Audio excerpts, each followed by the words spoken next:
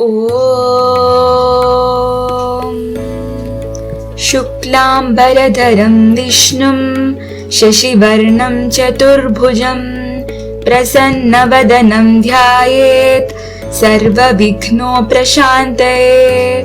అగజానన పద్మార్కం గజాననమహర్నిశం అనేకదంతం భక్తానాం ఏకదంతముపాస్మహే.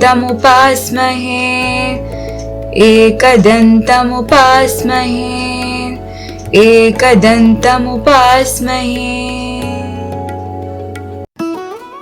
ఈ వినాయక వ్రత కథ చదివేవారు, వినేవారు మరియు పూజలో కూర్చునేవారు ముందు చేతిలో కొద్దిగా అక్షింతలు వేసుకోవాలి.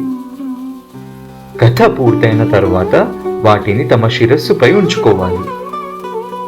పూర్వం చంద్రవంశానికి చెందిన ధర్మరాజు దాయాదులతో మాయాజూదం వల్ల రాజ్యాన్ని పోగొట్టుకుని భార్య సోదరులతో వనవాసం చేస్తూ ఒకనాడు నైమిషారణ్యానికి చేరుకున్నాడు.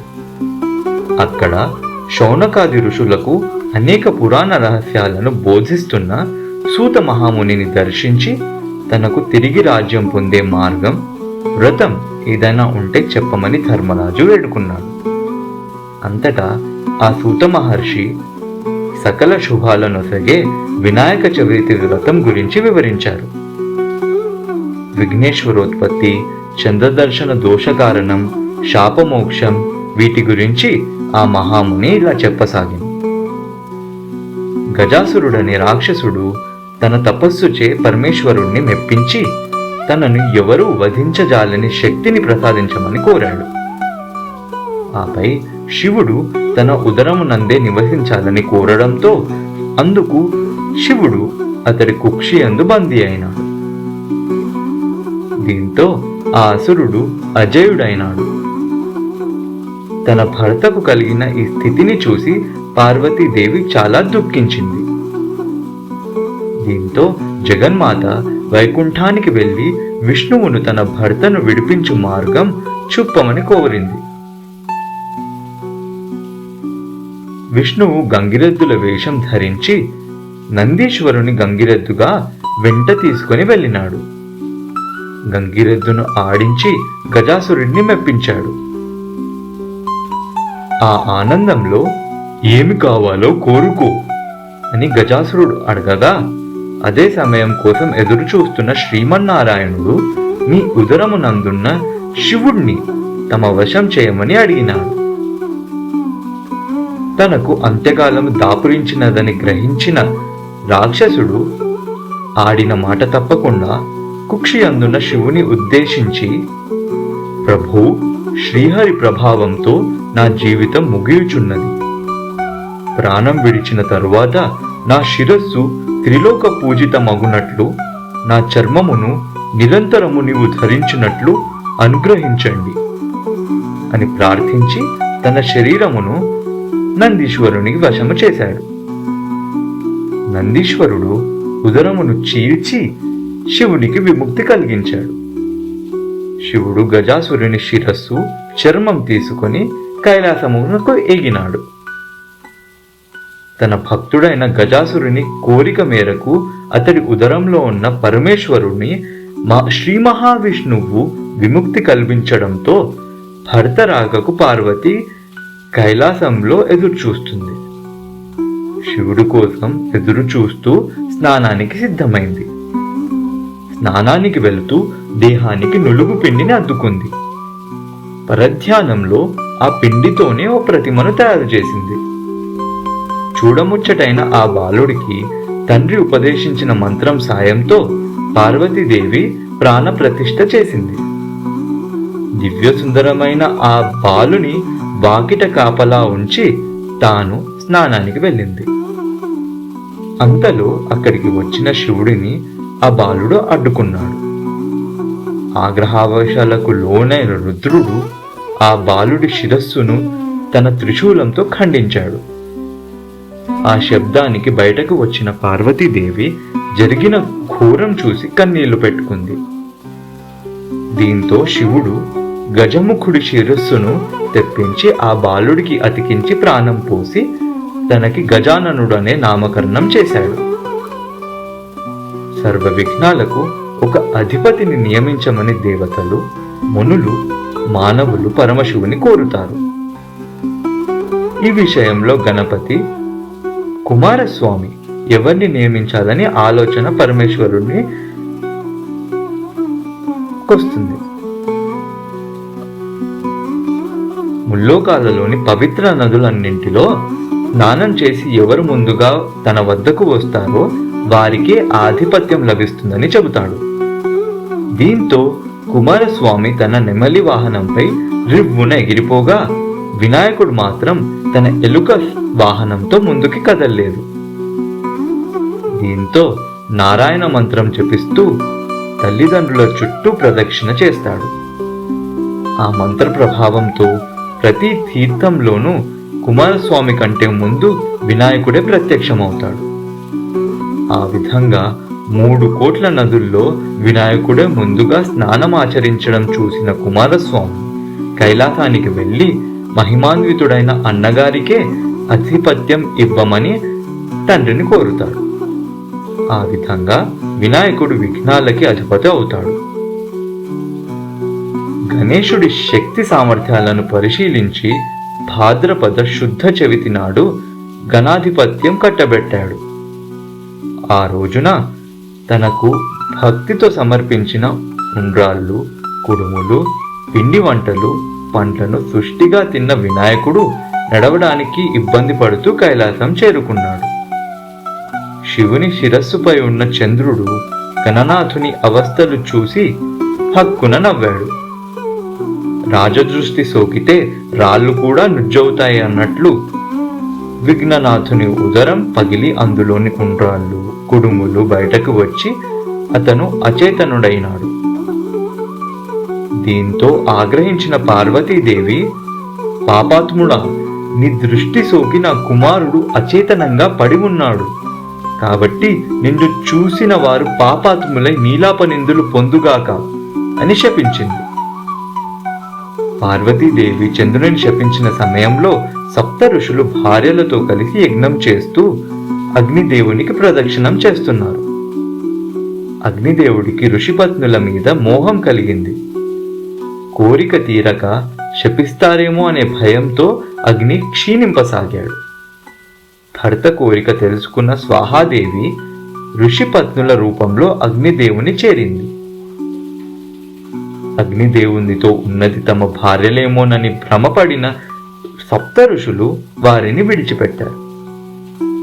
శాపగ్రస్తుడైన చంద్రుని చూడటం వలనే ఋషుల భార్యలు నీలాపనిందలకు గురయ్యారని దేవతలు గ్రహించారు. వీరందరూ బ్రహ్మదేవునితో కలిసి కైలాసానికి వెళ్లారు. మరణించిన విఘ్నేశ్వరుడిని బ్రహ్మదేవుడు తిరిగి బ్రతికించారు. తర్వాత పార్వతీదేవితో, అమ్మా, నీవు చంద్రునికి ఇచ్చిన శాపం వలన ఆపద కలిగింది, కావున శాపాన్ని ఉపసంహరించుకో అని కోరాడు.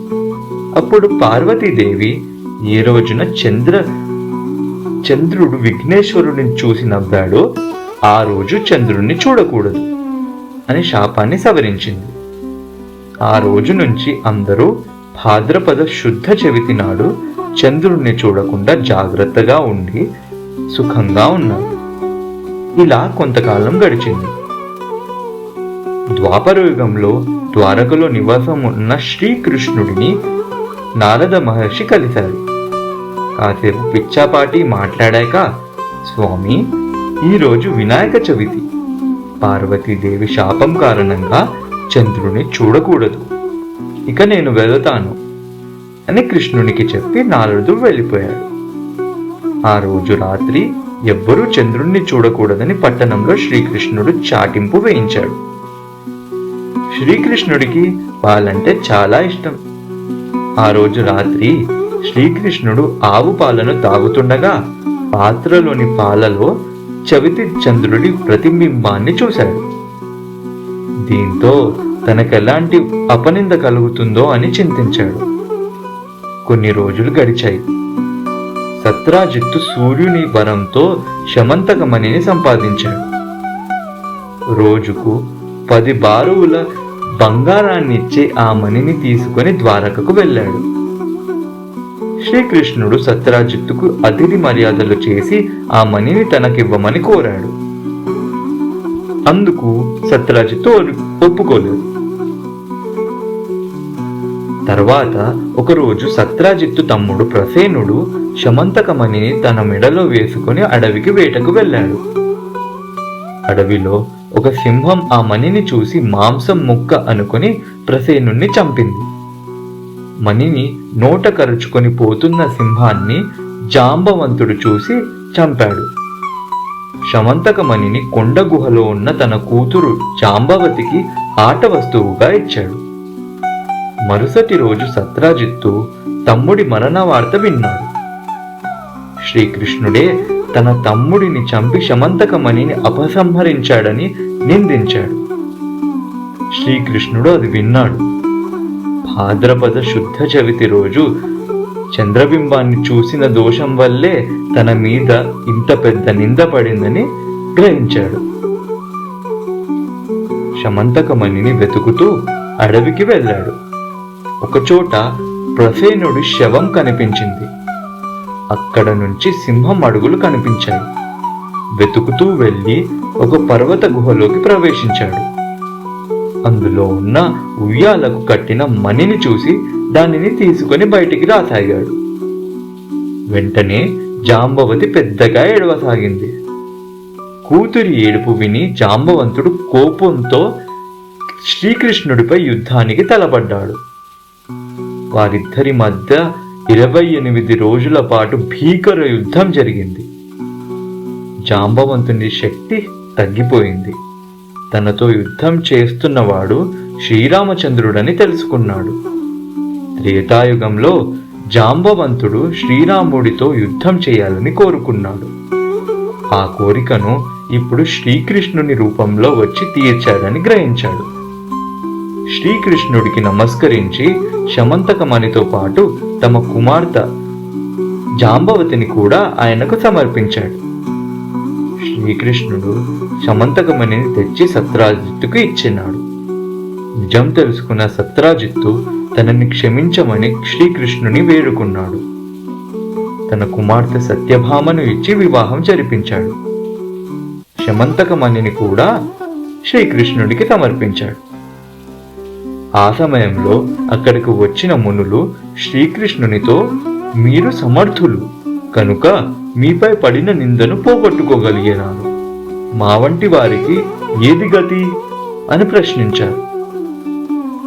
భాద్రపద శుద్ధ చవితి నాడు యథావిధిగా వినాయకుని పూజించి ఈ శమంతకోపాఖ్యానాన్ని విని అక్షతలు తలపై వేసుకున్న వారికి ఆ రోజు చంద్రదర్శనం అయినా కూడా అపనిందలు కలుగవు అని శ్రీకృష్ణుడు చెప్పాడు. ఆనాటి నుంచి ప్రతి సంవత్సరం భాద్రపద శుద్ధ చవితి రోజు దేవతలు, మహర్షులు, మనుషులు తమ శక్తికి తగినట్లుగా గణపతిని పూజించి తమ కోరికలు తీర్చమంటారు. ఈ కథను చదివిన వారు గాని వినేవారు గాని తలపై అక్షతలను వేసుకొని వినాయక వ్రతాన్ని ముగించాలి.